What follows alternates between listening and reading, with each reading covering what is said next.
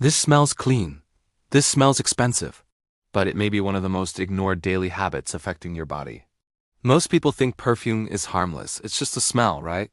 But what if something you use every single day is quietly slowing your metabolism and draining your energy? Let me explain. Imagine two people. One trains regularly and watches what they eat. The other eats less and tries to stay active. Same effort, same discipline, yet progress feels stuck. Energy is low. Fat doesn't move, and no one understands why. Now here's the part nobody talks about. Many artificial fragrances are not just smells. They're chemical signals.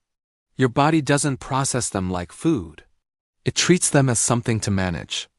So instead of focusing fully on fat burning, recovery, and balance, your system stays busy dealing with constant exposure. And when this happens every day, from perfume, car air fresheners, laundry products, and home scents, your body never really gets a break. This doesn't mean fragrance is bad, it means overexposure matters. Your liver plays a huge role in metabolism and energy regulation. When it's constantly working on unnecessary chemical load, other processes slow down. The result is subtle. Nothing dramatic. Just slower progress, lower energy, and stubborn results. And that's why this habit is so hard to notice. The good news? You don't need to quit smelling good.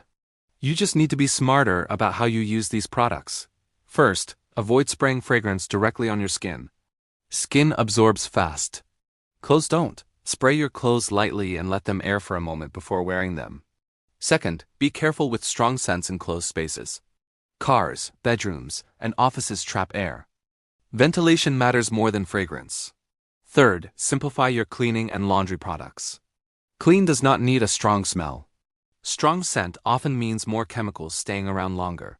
And finally, support your body from the inside. Drink enough water. Eat colorful foods.